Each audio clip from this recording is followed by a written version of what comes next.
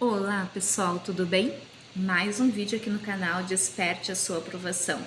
Canal esse que incentiva mulheres a organizar a sua rotina para que possam atingir seus objetivos. Bom, hoje o vídeo é bem rapidinho, é sobre perder tempo. Quais são as coisas que fazem você perder o tempo?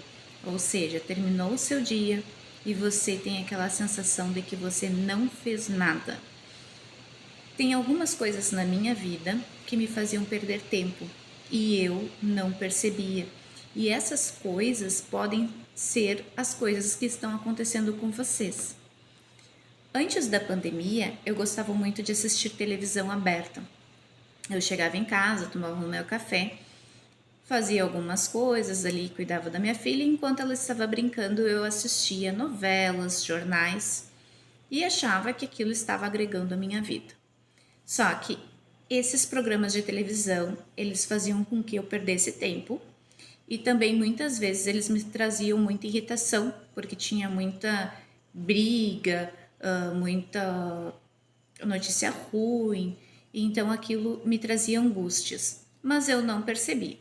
Então, aquela era a minha rotina. Quando veio a pandemia, que eram muitas notícias de morte, no meio dos programas de televisão, vinha aquelas notícias informando que morreu, que estavam entubados. Aquilo me trazia uma angústia tão grande que eu comecei a parar de assistir televisão. Não foi fácil. Então, primeiro eu parei de acompanhar uma novela, parei de acompanhar o jornal e assim foi de uma maneira tranquila, saindo da minha rotina. E aí, neste momento, eu encontrei um buraco no meu dia. E o que eu fiz com esse buraco? Eu tinha vontade de fazer um curso mais na área criativa, porque eu gosto muito de coisas criativas. E eu sempre gostei muito de decoração, de assistir programas de reforma, de televisão. Então, o que eu fiz neste período da pandemia? Eu fiz o curso de design de interiores. Não tem nada a ver com a minha formação, nem com a minha profissão de hoje, mas eu fiz este curso. Então, para você ver que eu fiz uma formação com um tempo que eu perdia olhando televisão, novelas que não me agregavam e programas de notícias que ficavam repetindo toda hora a mesma notícia e notícias trágicas, não traziam notícias boas. Então dava aquela impressão de que todo o mundo era ruim, que só acontecia coisas ruins e me trazia angústia. Então este foi o primeiro a primeira parte da minha rotina que eu mudei e que me fez ganhar muito tempo. Além de eu ganhar tempo, eu ganhei uma formação. Então, percebe-se aí a quantidade, né, de tempo que a gente perde com coisas que não acrescentam na nossa vida. A segunda dica é uso das redes sociais. Bom, na minha idade, nós não tinha aparelho de celular até atingir os seus 18 anos. Depois que veio o aparelho de celular, que veio redes sociais, então todo mundo querendo participar dessa novidade. Eu utilizava as redes sociais, postava stories todo dia. Na época do Facebook, eu usava o Facebook.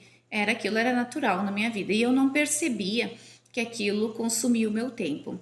Então, uma certa vez, há muito tempo atrás, teve uma quaresma que eu resolvi parar de usar as redes sociais durante a semana. E aí eu só utilizava final de semana, então eu fui perdendo o costume da utilização das redes sociais. Mas depois que parou a quaresma, passou a quaresma, eu retornei ao uso do celular. Então, não da mesma forma como antes, mas usava, postava, olhava a vida dos outros, comentava, curtia. Então, eu perdi ali um tempo no celular. O que eu fiz também? Comecei a parar de usar o Instagram. Utilizava menos tempo, na verdade. Não limitei o celular, mas comecei a usar menos tempo. A partir de novembro do ano passado, eu resolvi parar de postar stories, porque eu comecei a perceber que eu iria fazer algo na minha vida e aí eu queria tirar a foto para postar. Então sempre era a questão de tirar a foto e postar, e aquilo não estava me trazendo presença nos momentos. Então eu simplesmente parei de postar, veio festas de fim de ano, não postei nada, aniversário, não postei nada, e assim foi. Sumi das redes sociais. Olhava um pouquinho por dia ali as redes sociais, mas não postava nada. Gente, é incrível que quando você para de postar, você para de olhar. Tem dias que eu não entro no meu Instagram. Agora eu criei uma conta para divulgar este canal no YouTube, porque isso é uma vontade que vem do meu coração de ajudar outras mulheres para que elas possam atingir o objetivo assim como eu atingi, né?